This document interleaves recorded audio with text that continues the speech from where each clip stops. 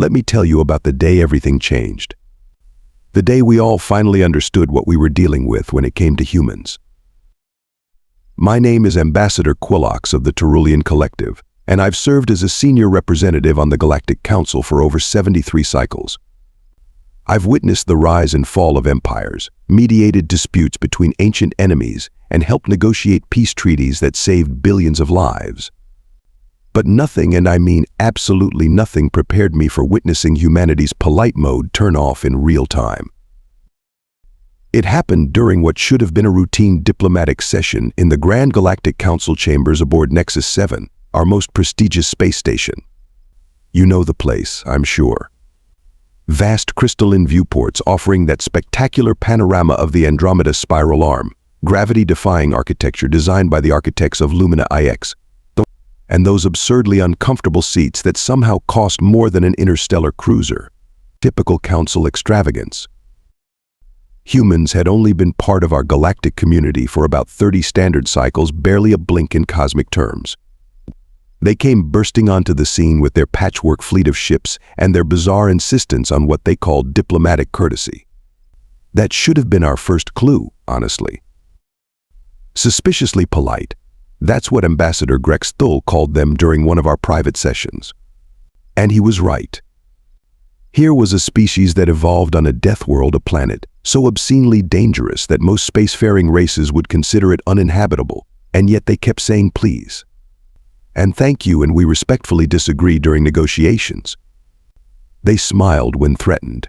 They offered compromises when insulted. They sent gift baskets after tense meetings, for void's sake. Many council members mistook this behavior for weakness. Hey, what absolute fools we were. That particular day, the council had gathered to address a border dispute between the United Earth government and the Vrexian Empire. Nothing too unusual there. The Vrexians are always pushing someone's boundaries, testing for weaknesses like the opportunistic scavengers they are. No offense to any Vrexians who might be listening to this recording, but we all know it's true. What made this meeting different was that it would become the first documented case of humans collectively deactivating what we now understand to be their polite diplomatic mode. And let me tell you, the difference between humans with this mode on versus off is, well, terrifying doesn't quite cover it. So picture the scene, the grand chamber packed with representatives from 87 galactic species, the subtle hum of translation devices, the ceremonial guards of 7 worlds standing at attention by the entrances, and tension so thick you could have cut it with a ceremonial Vrexian blade. And that was before the humans even arrived. None of us had any idea we were about to witness something that would fundamentally alter galactic politics forever. The council president, a wizened Altarian with skin like ancient parchment, had just called the session to order when the human delegation arrived. And arrive they did right on time. Not a second early or late. Humans and their obsession with punctuality. Another quirk we found endearing before we understood its true purpose.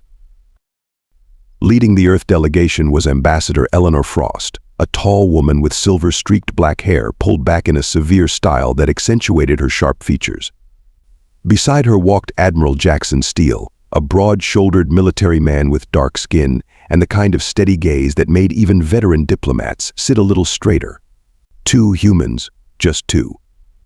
Most species sent at least 5 representatives to important council meetings, but humans always traveled light. Now we know why. Frost wore what humans call a power suit, dark blue with crisp lines, adorned only with a small pin representing Earth's global government. Steele was dressed in his formal military attire, a uniform so meticulously pressed you could probably cut yourself on the creases. Both moved with that peculiar human grace that somehow combines efficiency and poise. Looking back, it was more like watching predators than diplomats, but we were all too blind to see it then. Ambassador Frost, Admiral Steele, the council president intoned, "The council recognizes Earth's representatives. Please be seated." Frost nodded with a pleasant smile. "Thank you, Madam President. The United Earth government appreciates the council's swift attention to this matter." That voice calm, measured, warm even, dripping with what humans call professionalism. I remember thinking how reasonable she sounded. They had barely taken their seats when Ambassador Zoltar of the Vrexian Empire rose from his position across the chamber. Even by Vrexian standards, Zoltar was an imposing figure nearly 3 meters tall with iridescent scales that rippled with his every movement and those signature bone ridges Vrexians are so proud of. His ceremonial armor clicked and clattered as he approached the central speaking platform.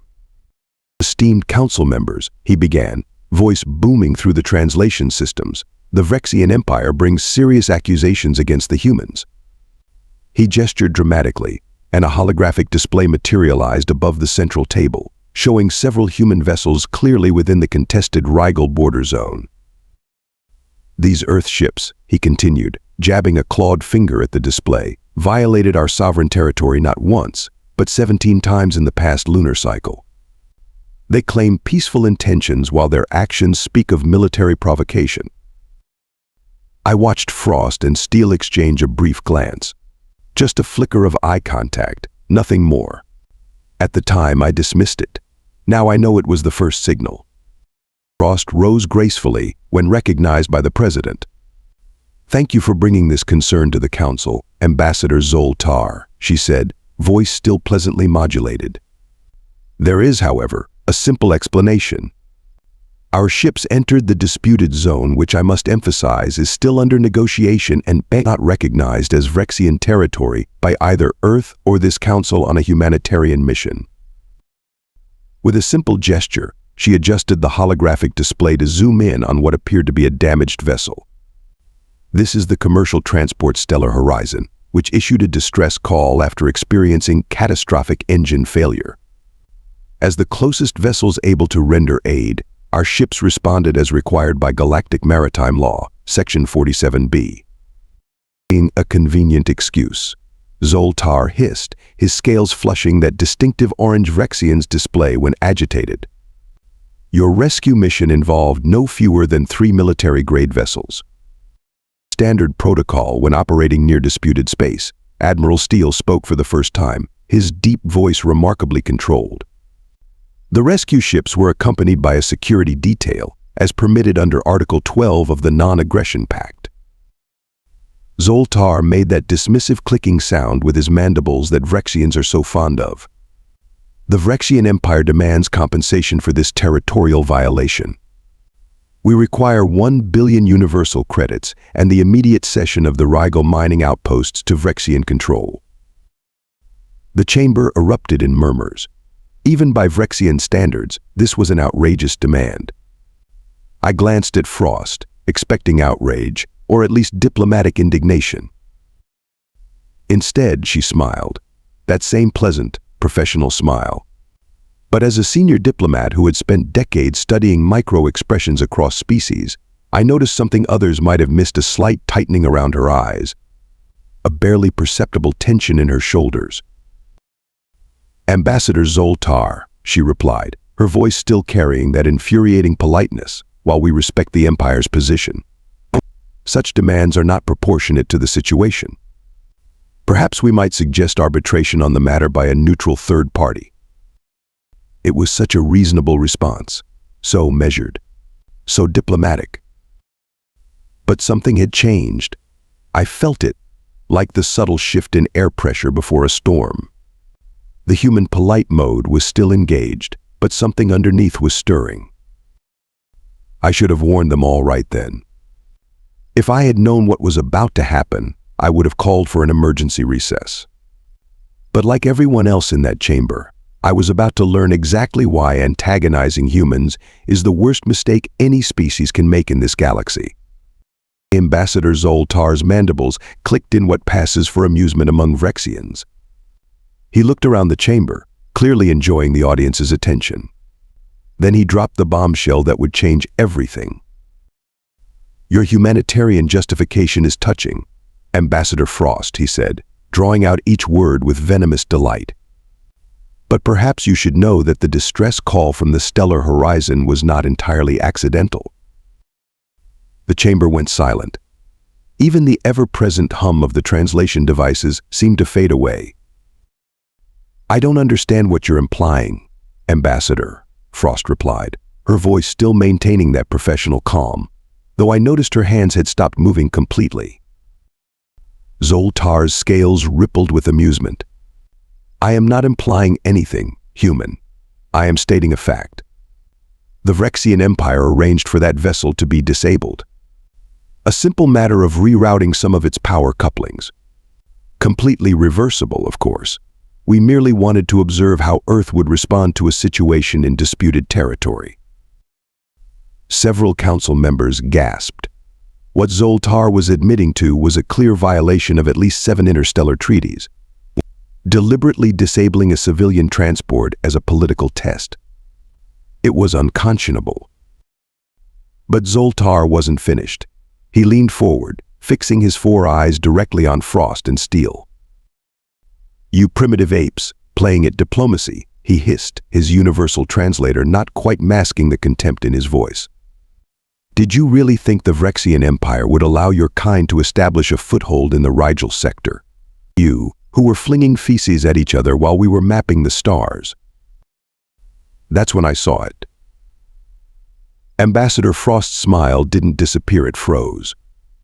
Like someone had replaced her with a statue that looked exactly like her but wasn't breathing. Beside her, Admiral Steele's eyes narrowed to such thin slits that they nearly disappeared altogether. The audience felt it too. A ripple of unease spread through the chamber as representatives from dozens of species shifted uncomfortably in their seats. The Mindari delegation's chromatophores all turned pale yellow, their color of alarm. The Palaxian representatives' neural filaments began pulsing rapidly. Even the typically unflappable Drosian ambassador retracted his eye stalks. They sensed the change in the room's atmosphere, the subtle shift in the human's energy, like the air before a lightning strike. "Order." Council President Lirin called, her ancient voice cutting through the growing murmurs. "Ambassador Zoltar, your admission is deeply concerning and may constitute a violation of the Galactic Accord on Civilian Safety. This council demands an immediate explanation." But Zoltar, caught up in his moment of perceived triumph, ignored the warning signs that were now flashing like emergency beacons. "The humans should be grateful for the lesson," he continued, mandibles spread wide in the Vrexian expression of superiority. "Consider it a tutorial for a young species still learning how real galactic politics works. Perhaps next time, your Earth government will send actual diplomats instead of a soft-spoken female and her pet soldier." I nearly choked on my respiratory filters. Even in a galaxy known for diplomatic incidents, this level of intentional provocation was unprecedented. But my gaze snapped back to the human delegation, dreading what I might see. What I witnessed was far worse than anger. It was something else entirely. Ambassador Frost stood up slowly. Not the quick, eager movement of someone passionate about making their point, but the deliberate rise of something dangerous awakening. The chamber quieted instantly. "Ambassador Zoltar," she said, and her voice had changed. The pleasant diplomatic tone was gone, replaced by something else. Something dangerously calm, like the stillness at the eye of a storm. "I strongly suggest you reconsider your position." 6 words. Just 6 simple words. But the way she delivered them sent a chill through my exoskeletal plates. This wasn't a suggestion. It wasn't even a threat in the traditional diplomatic sense. It was something new, something I'd never encountered in 73 cycles of diplomacy. My species has enhanced visual receptors, an evolutionary advantage from our days as plains hunters, and I could see the physiological changes happening in both humans. Their pupils had dilated significantly, despite the bright lighting of the chamber. Their breathing patterns had shifted slower, deeper, more controlled. Small beads of moisture appeared on Steele's forehead, while Frost's skin had taken on a flushed quality around the neck and cheeks. I know now these are signs of their species' preparation for conflict. Their bodies were literally entering what humans call fight mode, a biological state optimized for combat. But back then, I only knew something had fundamentally changed about these usually predictable diplomats. Zoltar, that absolute fool, remained oblivious to the danger. His species lacks the sensory capacity to detect subtle biological changes in others, a weakness that would prove nearly fatal for him that day. Reconsider. Zoltar laughed, a grating sound like grinding stones. Perhaps the human needs her translator adjusted. The Vrexian Empire does not reconsider when dealing with lesser species. We dictate terms, and you accept them with gratitude. While Frost maintained unwavering eye contact with Zoltar, I noticed Admiral Steele had begun quietly accessing his communication device under the table. His fingers moved with practiced precision, typing commands without needing to look at the screen. At the time, I thought he was merely documenting the Vrexians' outrageous behavior. How naive I was. More concerning was the behavior of the lower-ranking Vrexian delegates seated behind Zoltar. Unlike their arrogant leader, they had begun showing clear signs of distress. One was repeatedly tapping a ceremonial claw against the delegation table, an ancient warning signal in Vrexian culture. Another had shifted his scales to a muted gray pattern, their color of caution. A third was making subtle gestures toward Zoltar's back, trying desperately to gain his attention without disrupting protocol. They sensed what their leader couldn't, or wouldn't. The junior Vrexian diplomat to Zoltar's right next her, I believe his name, was actually attempted to pass a note to his superior. I could see the desperate urgency in his movements. When Zoltar brushed him off with an irritated flick of his tail, Nexor's upper eye ridges flattened in resignation. He knew what was coming. Perhaps, Frost said, still in that terrifyingly controlled voice. Ambassador Zoltar was unaware that the stellar horizon was carrying 342 civilians, including 67 children from the Galactic Education Exchange program. The council chamber grew even quieter. You could have heard a Quathan whisper moth's wings. This information was clearly marked in the ship's registry, she continued, which any responsible party would have checked before. What was your phrasing? Rerouting some of its power couplings? Zoltar's mandibles twitched, the first sign he might be recognizing the quicksand he'd wandered into. But pride is a deadly counselor, especially for Vrexians. In collateral considerations, he dismissed with a wave of his clawed hand. They were never in any real danger. Unlike your species, we understand the concept of calculated risk. In my peripheral vision, I saw Admiral Steele press a final command on his device before setting it down. His expression remained neutral, but something in his posture had changed. He sat straighter, more alert, like a weapon primed to fire. I remember thinking, quite clearly, we are witnessing the beginning of a diplomatic catastrophe. I had no idea just how right I was. I've witnessed solar systems collapse into black holes. I've seen the death throes of ancient civilizations. I've stood on worlds as they burned.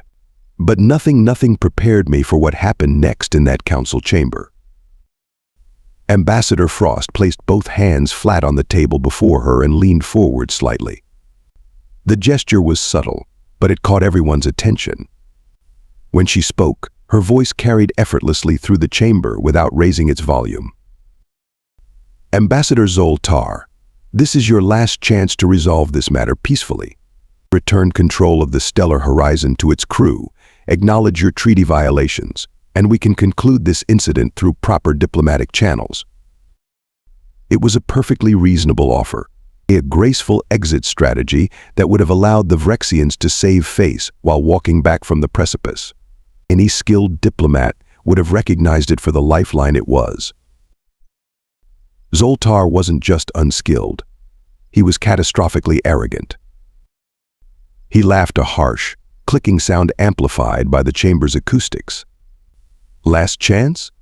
You misunderstand the situation entirely, human.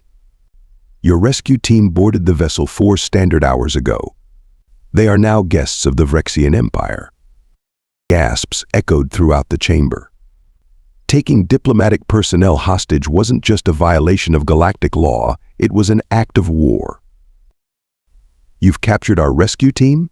Admiral Steele asked, his voice perfectly controlled despite the bombshell. Captured is such an aggressive term. Zoltar's mandibles clicked in amusement.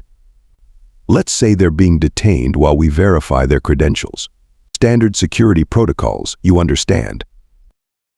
For 3 heartbeats, there was absolute silence in the chamber. I counted them. 1, 2, 3. Then Ambassador Frost straightened to her full height. When she spoke, her voice had transformed completely. Gone was any trace of warmth, any hint of diplomatic pleasantry. Very well. Diplomacy has failed. 4 words that would change the course of galactic politics forever. She turned slightly, addressing the council president formally. Madam President, esteemed council members, let the record show that as of exactly 1437 Galactic Standard Time, the United Earth Government is severing diplomatic courtesy protocols with the Vrexian Empire.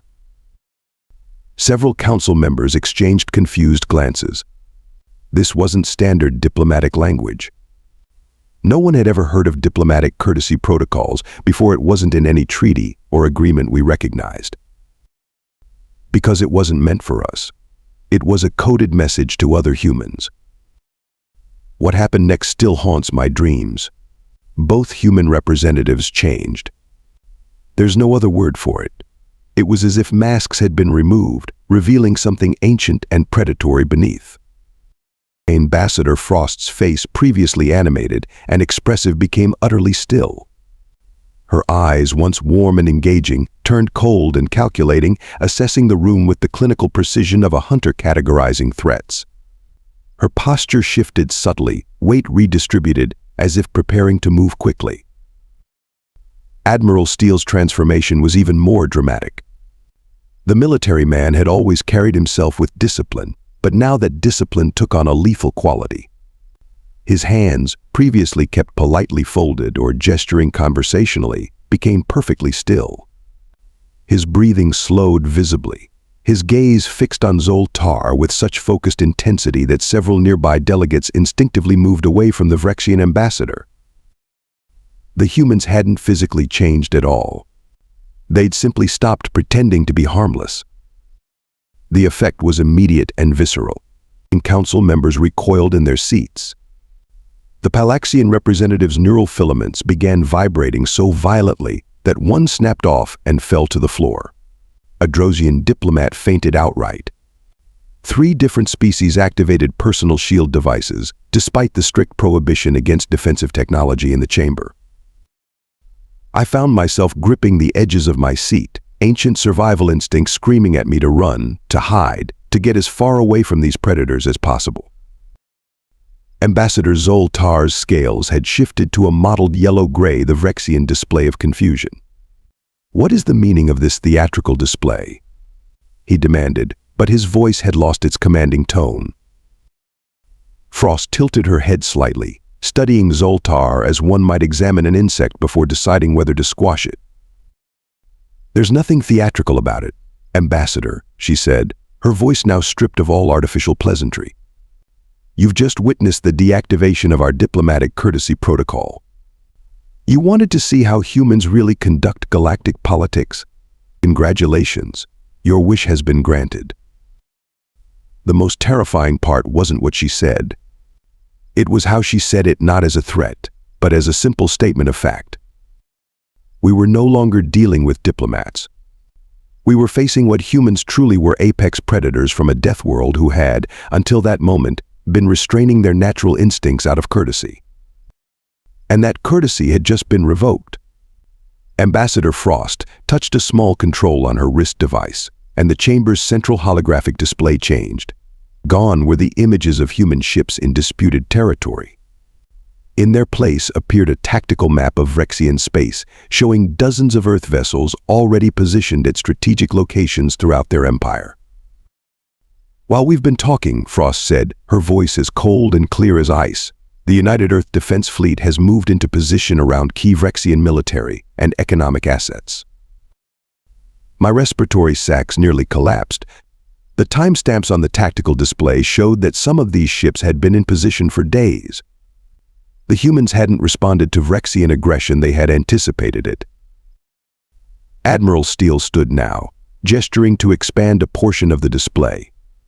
Those communications you observed me making weren't calls for help or reports to my superiors. They were final authorizations for pre-planned military operations.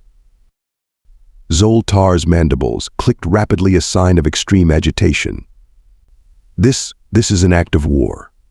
The Vrexian Empire will. The Vrexian Empire will do exactly as we say, Frost interrupted, not raising her voice but somehow cutting through Zoltar's bluster like a plasma blade through Atmo gel. Because we know exactly how vulnerable you truly are. Another gesture, and the display changed again. This time showing detailed schematics of Vrexian defense systems, military deployment patterns, and most shockingly financial records showing massive corruption within the Empire's ruling class. Your orbital defense grid around Vrex Prime has been compromised for 16 months, Steele stated, pointing to specific nodes on the display. Your flagship dreadnoughts are operating at 43% capacity due to embezzlement of maintenance funds by Admiral Gore Zex. Your primary shipyards at Vrex 9 have critical structural weaknesses that our engineers identified last year. The Vrexian delegation erupted in panicked clicks and hisses. One junior diplomat actually fled the chamber. Frost continued as if they hadn't reacted at all. Here is what will happen next. You will release our rescue team, unharmed, within 1 standard hour. You will restore full control of the stellar horizon to its rightful crew. You will publicly acknowledge your violation of 7 different treaties and submit to council sanctions. Her eyes, still fixed on Zoltar, narrowed slightly.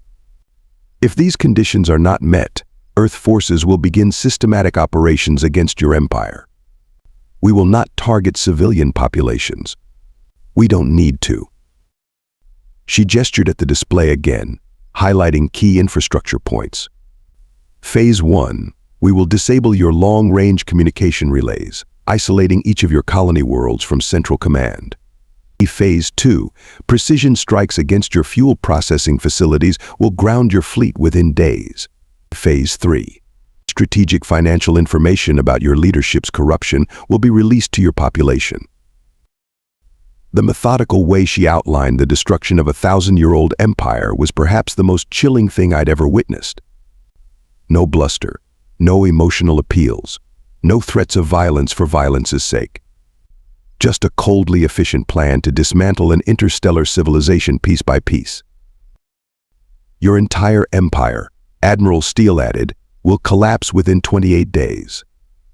Not through massive battles or planetary bombardment, but through precisely applied pressure at your weakest points. Frost folded her hands in front of her. We've run 17 different simulations of this conflict. The Vrexian Empire loses in every scenario, with projected casualties ranging from minimal to catastrophic depending entirely on your choices in the next hour. The chamber was deathly silent now. No one dared speak or move. We were witnessing something unprecedented, not just a threat, but a meticulously planned execution of power backed by intelligence so thorough it bordered on omniscience. This isn't a negotiation, Frost concluded. This isn't even an ultimatum. This is simply information about what will happen. The only variable is how much your empire suffers in the process. I remember thinking that the most terrifying aspect wasn't the threats themselves. It was the complete absence of rage or vengeance in their delivery. Humans, it seemed, didn't need emotional motivation for warfare. They approached it with the same cold efficiency they might apply to solving a complex mathematical equation. And that was when I truly understood why they had evolved on a death world, because they were the death on that world. For several moments, the only sound in the chamber was the frantic clicking of communication devices as the Vrexian delegation scrambled to contact their homeworld. Zoltar's scales had paled to an ashen gray, the Vrexian equivalent of a cold sweat. His 4 eyes darted between the tactical displays, his subordinates, and the impassive human faces before him. The council president attempted to regain some semblance of order. This body cannot condone military action without proper. With respect, Madam President, Frost interrupted, still in that unnervingly calm voice. This is now a direct matter between Earth and the Vrexian Empire. The Council's position will be welcomed after the immediate crisis is resolved. 47 minutes later, I timed it precisely. Zoltar received a communication from his government. He read it, mandibles twitching spasmodically, then slowly rose to his feet. The human rescue personnel have been released, he announced, his voice stripped of its former arrogance. They are being escorted back to the stellar horizon as we speak. Full control of the vessel has been returned to its captain. A ripple of relief passed through the chamber. Several representatives visibly relaxed their postures. But Zoltar wasn't finished. Attempting to salvage some dignity from the situation, he raised his voice. However, the Vrexian Empire maintains that our actions were justified under Section. Your government has already transmitted a formal apology to Earth Command, Admiral Steele interrupted, glancing at his communication device. Along with agreements to full reparations and a withdrawal from the disputed territories. Your Emperor was quite thorough in his concessions. The Admiral turned his device to display a document bearing the Imperial Vrexian seal, a humiliating confirmation that devastated whatever authority Zoltar had hoped to maintain. The Vrexian ambassador's exoskeletal plates actually rattled, a sign of extreme distress in their species. There must be some mistake. I wasn't informed. Perhaps, Frost suggested, with just the faintest edge of what might have been satisfaction, your government felt you had already contributed enough to today's discussions. It was a diplomatic execution, public, precise, and utterly final. Several junior Vrexian diplomats were already edging away from their disgraced leader, literally distancing themselves from his downfall. And then something even more astonishing happened. Ambassador Frost blinked twice, rolled her shoulders slightly, and transformed again. The cold, predatory stillness vanished. Her face relaxed into the pleasant diplomatic expression she had worn at the beginning of the session. When she spoke next, her voice had regained its warm, professional tone. The United Earth Government thanks the Council for its patience during this unfortunate incident, she said, smiling that perfect diplomatic smile. We look forward to working with the Vrexian Empire to rebuild mutual trust and cooperation in the coming months. I nearly fell out of my seat. The transition was instantaneous, like watching someone slip on a mask, except it wasn't a mask. It was something more profound, as though they could simply switch parts of themselves on and off at will. Admiral Steele underwent the same transformation, his posture shifting back to formal military bearing rather than combat readiness. He nodded respectfully to the Council President. Madam President, Earth extends its apologies for the disruption to today's scheduled proceedings. The chamber remained silent, every representative trying to process what they had just witnessed. The humans hadn't just threatened the Vrexians. They hadn't just outmaneuvered them. They had revealed a fundamental truth about their species that changed everything we thought we knew about them. And now they were acting as if nothing had happened. As if they hadn't just casually demonstrated the ability to dismantle an empire while sitting in a council meeting. The Altarian representative beside me whispered through his respiratory filters, "Did they just turn it back on?" "Yes," I replied, my voice barely audible. "I believe they did." And somehow, that was the most disturbing part of all. That day changed everything about how the Galactic Council, how all of us deal with humans. What we had mistaken for weakness was, in fact, voluntary restraint. Their politeness wasn't the behavior of a species trying to fit in or appear harmless. It was a courtesy they extended because they chose to, not because they needed to. Think about that for a moment. Their default diplomatic stance, their normal way of interacting with the galaxy, is deliberately designed to make other species feel comfortable around them. They consciously dial down their predatory nature just so the rest of us don't have to confront what they really are. After the incident, the Council instituted what are now known as the Human Diplomatic Protocols. You're familiar with them, I'm sure. Special guidelines for interactions with Earth representatives. Mandatory cultural sensitivity training. The emergency response procedures if human delegates ever announce they are severing diplomatic courtesy protocols again. Have you noticed how no major power has directly challenged Earth since that day? Even the notoriously aggressive Vrexian hegemony goes out of its way to maintain positive relations with humans. The Unified Commerce Alliance practically falls over itself to secure favorable trade agreements with Earth colonies. It's not fear, exactly, or at least not just fear. It's recognition that beneath their polite smiles and reasonable compromises lies a species that evolved on a world where everything, the environment, the wildlife, even the bacteria, was trying to kill them. A species that not only survived those conditions but mastered them so completely they had time to develop art, philosophy, and interstellar travel. The most amusing part: humans still maintain their diplomatic courtesy. They still smile and say please and thank you. They still send those ridiculous gift baskets after tense negotiations. But now, when an Earth representative suggests that perhaps you might want to reconsider your position, every sentient being in the galaxy understands what's really being said. I've spoken with Ambassador Frost several times since that day. She's unfailingly pleasant, engaged, and diplomatic. We've even developed what humans call a friendship. But I never, not for one moment, forget what I saw beneath that polite exterior. So let this stand as a warning to any species that might join our galactic community in the future. If you ever find yourself thinking that humans are too accommodating, too willing to compromise, too nice, remember that their politeness is a choice they make, not a limitation they have.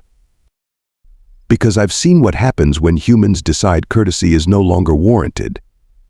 I've witnessed their polite mode turn off in real time. And trust me when I tell you, you never, ever want to be the reason it happens again. Ambassador Quilox, Senior Representative, Terulian Collective. Galactic Standard Date 7429.6.